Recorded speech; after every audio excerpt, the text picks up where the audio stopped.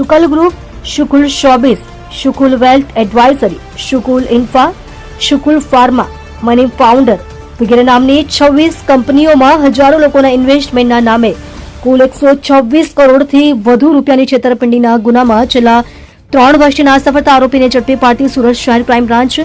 સુરત શહેરમાં આગામી દિવસોમાં જુદા જુદા ધાર્મિક તહેવારોની ઉજવણી થનાર હોય જેને ધ્યાને લઈને કાયદો અને વ્યવસ્થા જળવાઈ રહે તે અનુસંધાને નાયબ police commissioner Shri crime Surat નાઓએ તારીખ 16/12/2025 થી તારીખ 30/12/2025 સુધી નાસફળતા આરોપીઓને પકડવા માટે સ્પેશિયલ ઝુંબેશનું આયોજન કરે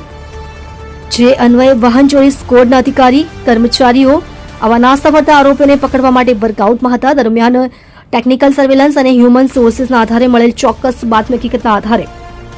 ઈચ્છાપુર આગમન રેસીડેન્સી પાસેથી 126 કરોડથી વધુ રૂપિયાની છેતરપિંડીના ગુનામાં 3 વર્ષીય નાસફળતા આરોપી ધનંજય ઉર્ફે ધનો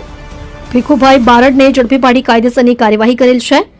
ગુનાની હકીકત આ કામે શુકુલ group of કંપનીઝની શુકુલ wealth advisory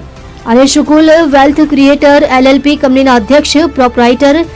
Pradeep Shukla ઉર્ફે મુન્ના શુકુલ, દેવેશ સુરેન્દ્ર તિવારી, ધનંજય ભીખુભાઈ બારડ, સંદીપકુમાર મનુભાઈ પટેલ તથા કંપનીનું માર્કેટિંગનું કામ કરતા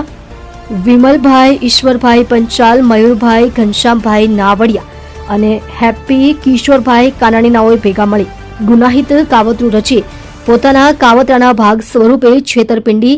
અને વિશ્વાસઘાત કરવાનો પોતાનો એક સમાન ઈરાદો પાર પાડવાના હેતુથી ફરિયાદી તથા અન્ય સાહેદોને લલચામણી અને લોભામણી વાતો કરીને મહિને પ્રોફિટ સ્વરૂપે કરેલ રોકાણ પર 4% જેટલું વળતર આપવાનું કહી અલગ અલગ સ્વરૂપે કરેલ રોકાણના ફાયદાની સ્કીમો સમજાવી કંપનીમાં રોકાણ કરવાનું કહી ફરિયાદી શ્રી પાસેથી ₹3,30,000 તથા અન્ય અસંખ્ય સાહેદો પાસેથી કુલ ₹126 કરોડથી વધુનું રોકાણ કરાવી પ્રોફિટ કે રોકેલા રૂપિયા પણ પરત નહીં આપી પોતાની ઓફિસ બંધ કરીને નાસી જઈ